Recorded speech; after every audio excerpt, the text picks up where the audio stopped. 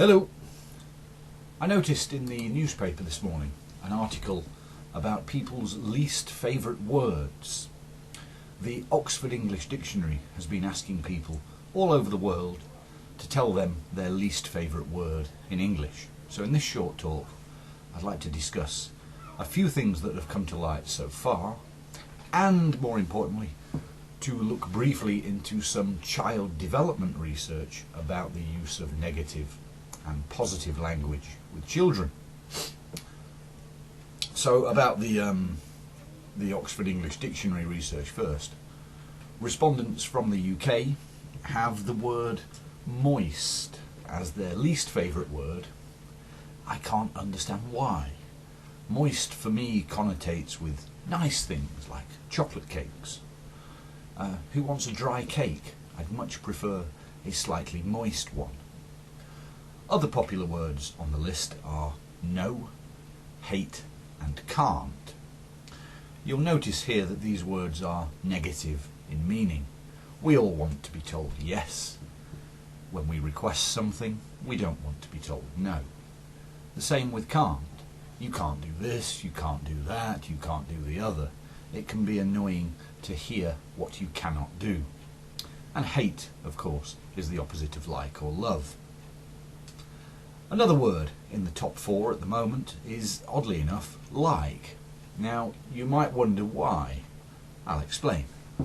Like is used, more often than not nowadays, as a filler. Consider the phrase, I was like so happy. In this sentence, like is not used in its more familiar meaning of the opposite of hate.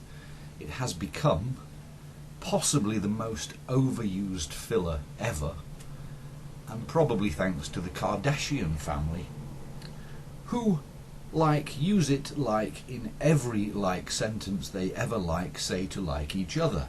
I mean, like those Kardashians butchering the English language.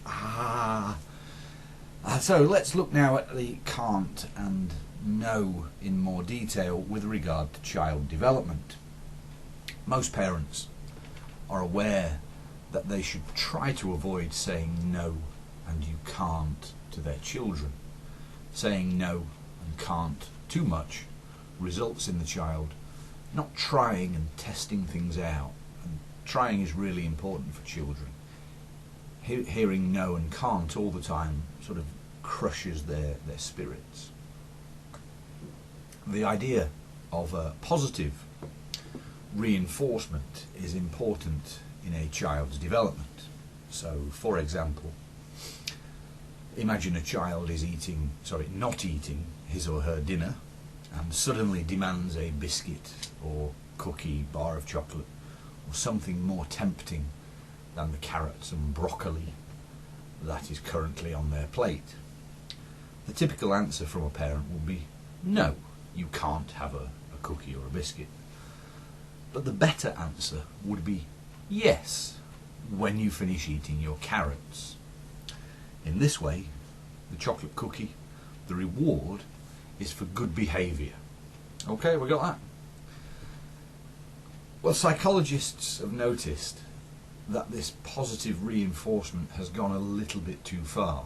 Parents are forever saying things like, well done, great job, that's great, to their kids. Parents believe it is good for their kids' self-esteem. However, there is increasing evidence that this might not actually be the case. Let me explain why. This type of praise, great job, well done, etc., they are not specific. They do not let the child know what they did well. In actual fact, kids need to be told why they did well so they can replicate that behaviour in the future to get the same positive outcome. An example to explain this. Let's say your child has drawn a colourful picture of your house.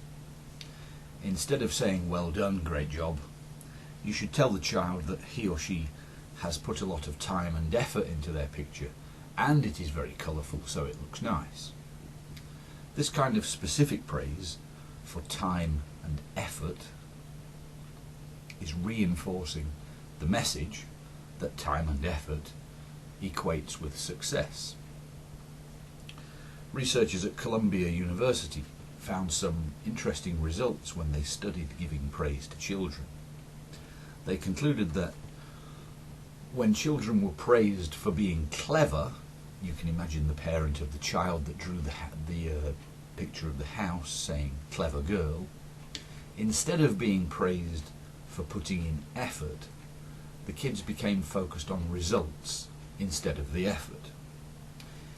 In the event of a future failure at a task, these same children became less persistent, showed less enjoyment, and blamed their failure on a lack of ability. This, in turn, led them to perform less well in future endeavours.